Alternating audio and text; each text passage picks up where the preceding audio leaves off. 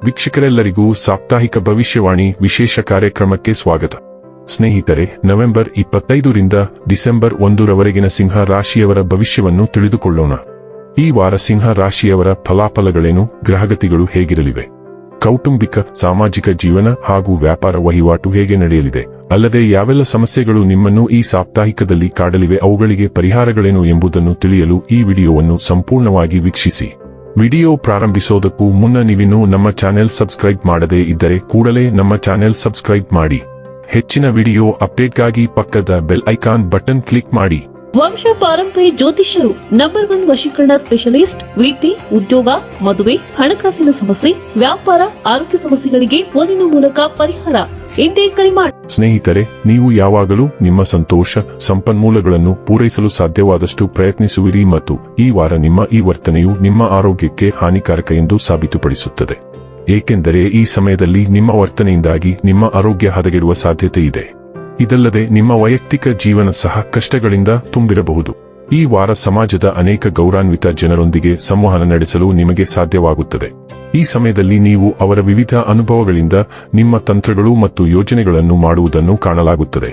ಇದರಿಂದಾಗಿ ಭವಿಷ್ಯದಲ್ಲಿ ನಿಮ್ಮ ಹಣವನ್ನು ನೀವು ಜಾಣತನ ಮತ್ತು ಬುದ್ಧಿವಂತಿಕೆಯಿಂದ ಹೂಡಿಕೆ ಮಾಡಲು ಸಹಾಯ ಸಿಗುತ್ತದೆ.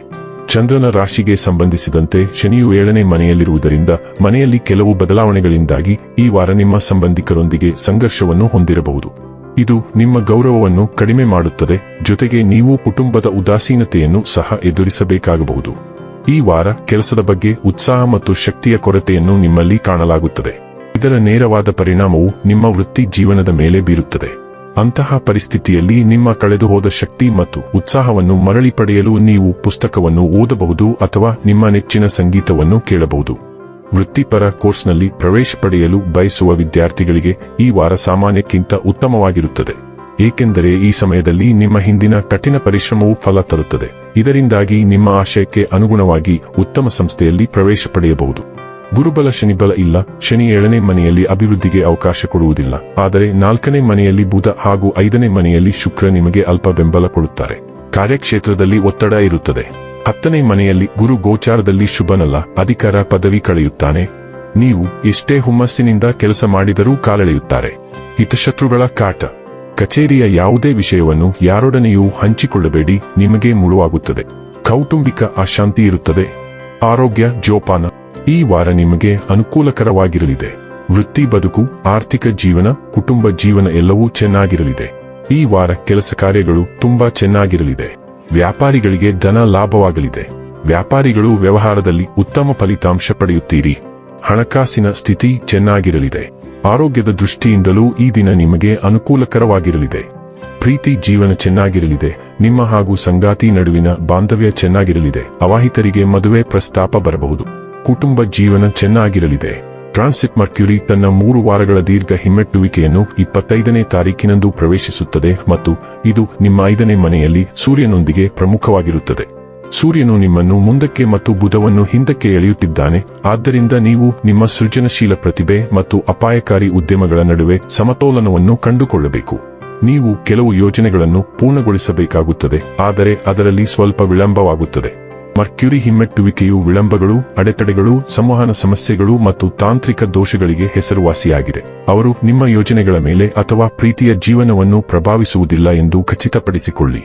ಸಂತೋಷ, ವಿನೋದ ಮತ್ತು ನಿಮ್ಮ ಒಳಗಿನ ಮಗುವಿನೊಂದಿಗೆ ನೀವು ಹೇಗೆ ಸಂಪರ್ಕಿಸುತ್ತೀರಿ ಎಂಬುದರ ಕುರಿತು ನಿಮ್ಮ ವಿಧಾನವನ್ನು ಮರುಚಿಂತನೆ ಮಾಡಲು ಈ ಸಾಗಣೆಯು ನಿಮ್ಮನ್ನು ಪ್ರೋತ್ಸಾಹಿಸುತ್ತದೆ.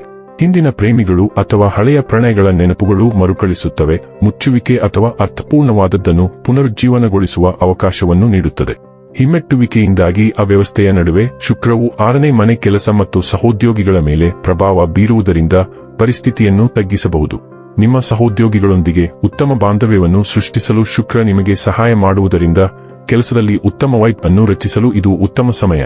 ಈ ಸಾಗಣೆಯು ನಿಮ್ಮ ಆರೋಗ್ಯ ಮತ್ತು ನಿಮ್ಮ ಸೌಂದರ್ಯವನ್ನು ಸುಧಾರಿಸಲು ಉತ್ತಮ ಆರೋಗ್ಯ ಆರೈಕೆ ಅಭ್ಯಾಸಗಳನ್ನು ಅಳವಡಿಸಿಕೊಳ್ಳುವಂತೆ ಮಾಡುತ್ತದೆ.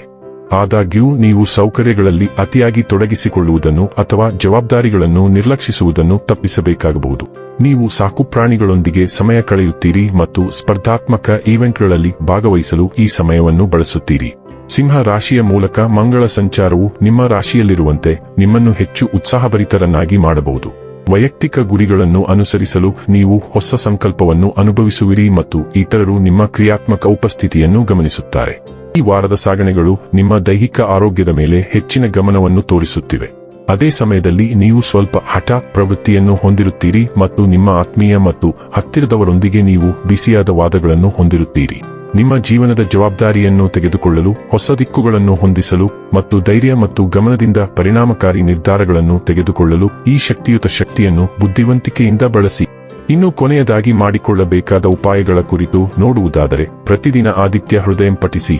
ವೀಕ್ಷಕರೇ, ಇದಾಗಿತ್ತು ಸಿಂಹ ರಾಶಿಯ ಜಾತಕದವರ ನವೆಂಬರ್ 25ರಿಂದ ಡಿಸೆಂಬರ್ 1ರವರೆಗಿನ ಫಲದ ಮಾಹಿತಿ ಇಷ್ಟವಾದರೆ ವಿಡಿಯೋವನ್ನು ಲೈಕ್ ಮತ್ತು ಶೇರ್ ಮಾಡಿ. ಹಾಗೆ ಚಾನೆಲ್ ಸಬ್ಸ್ಕ್ರೈಬ್ ಮಾಡುವುದರ ಜೊತೆಗೆ ನಿರಂತರ ವಿಡಿಯೋ ಅಪ್ಡೇಟ್ಸ್ಗಳಿಗಾಗಿ ಪಕ್ಕದ ಬೆಲ್ ಐಕಾನ್ ಕ್ಲಿಕ್ ಮಾಡಿ.